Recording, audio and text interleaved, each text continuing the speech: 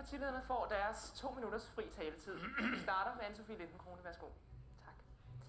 Jeg skammer mig over at være dansker, når jeg ser, hvad det er for et egoistisk Danmark, Hesselbo og Company har vist os de sidste 7 år. Og Katrine, det oplæg til Amie Divine, og det er på 3'eren. Ja, er vi sikre på, at Divine er med W? Ja, han er tjekket, og han er der. Og en stemme på os er en stemme på et miljørigtigt, økonomisk ansvarligt og sundt Danmark. Og naturligvis skal Danmark have et forsvar, der er tidssvarende og veluddannet. Så lægger vi op til Hesselbo på 3. Vi tror da også på, at den enkeltes frihed, initiativ og handlemulighed er en vigtig drivkraft for at holde den danske økonomi kørende. Kan vi nu stadigvæk passe godt på vores ældre, selvom vi også skal tage hånd om kriminelle indvandrere og flygtninge, der rejser 6.000 kilometer herop.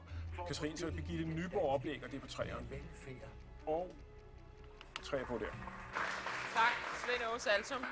Den næstsidste i rækken er Birgitte Nyborg fra De Moderate. Ordet er dit. Tak. Ja. Vi er blevet meget professionelle, alle os, der står her. Vi ved, hvad vi bliver spurgt om på forhånd, for det vi aftalt med journalisterne. Vi får meningsmålinger hver time, der fortæller os, hvad rødhåret... Katrine, det er ikke forberedt til det. Det er rent impro, det hun står og fyrer mener om vores politik. Og alt det gør vi, fordi det er så vigtigt at ramme rigtigt. Lige nu står min spindoktor ude i kulissen og korser sig over, at jeg ikke holder mig til min tale. Han er også meget ked af, at jeg ikke har taget det tøj på, som vi har aftalt. Men sagen er, at jeg desværre ikke kan passe det for øjeblikket, fordi jeg er blevet lidt for tyk. 2 fuldfigurer. Lad os lige få en fuldfigur. Vi skal se kjolen der. Kom 2. Jeg tror, det er stort. Hold fast. At vi er dem, vi er. Du på 2.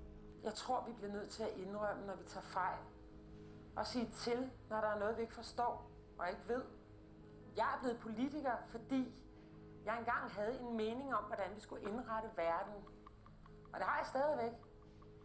Jeg mener, at vi er ved at miste det, der får Danmark til at hænge sammen. Jeg mener, i modsætning til Frihedspartiet, at vi allerede lever i et multietnisk samfund, og derfor er det fuldstændig spild af tid at diskutere, hvad vi kan gøre for at undgå det.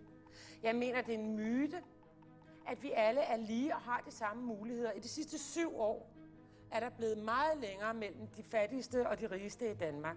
Og statsministeren vil sikkert sige, at det skal nok gå for enhver sin egen lykkesmed.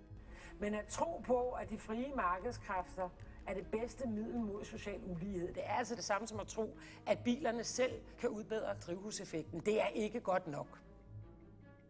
Hvis vi skal skabe et nyt Danmark sammen, så bliver vi nødt til at opfinde en ny måde at tale på, og en ny måde at føre politik på.